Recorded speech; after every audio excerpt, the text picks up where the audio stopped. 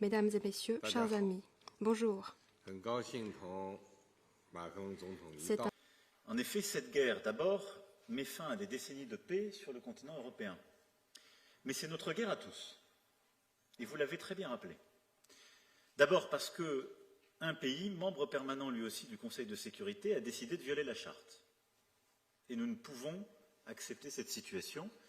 Et c'est pourquoi notre action diplomatique rappellera la Russie à ses devoirs. Violer l'intégrité territoriale et la souveraineté d'un pays, ne pas franchir les frontières internationalement reconnues et vouloir faire admettre un état de fait n'est pas conforme au droit international et à la Charte des Nations Unies que nous défendons ô combien.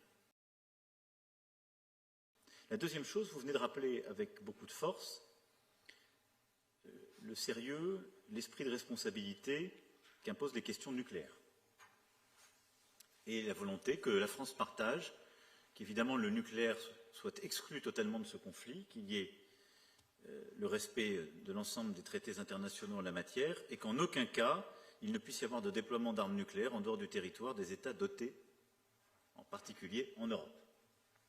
Et à cet égard, chacun doit être rappelé à ses devoirs, en particulier la Russie qui a annoncé il y a quelques jours vouloir déployer en Biélorussie de telles armes, ce qui est non conforme aux engagements pris à votre égard, à notre égard et au droit international.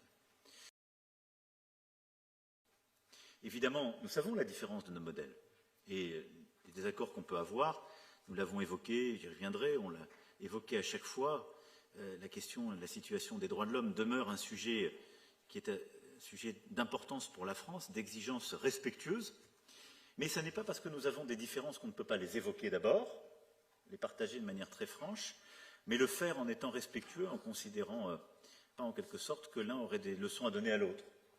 Et d'ailleurs, j'ai pu m'apercevoir qu'il en va de la Chine comme de la France. Et généralement, on arrive à obtenir des résultats lorsqu'on est respectueux mieux que quand on donne des leçons. Et nous avons sans doute à cet égard le même tempérament et la même conscience profonde, mais nous savons nos différences et nous les abordons avec respect, conviction et amitié. Merci au président Xi Jinping, merci au président Emmanuel Macron.